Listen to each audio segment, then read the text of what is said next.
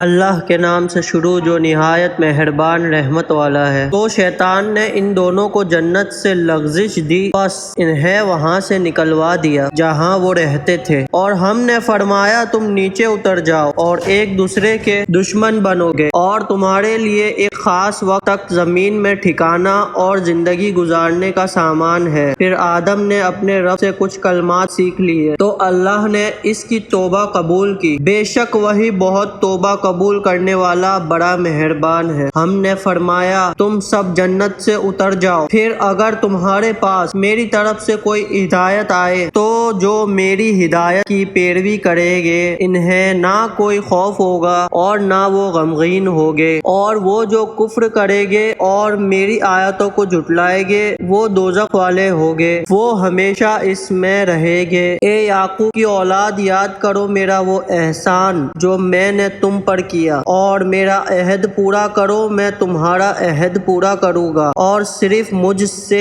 ڈرو۔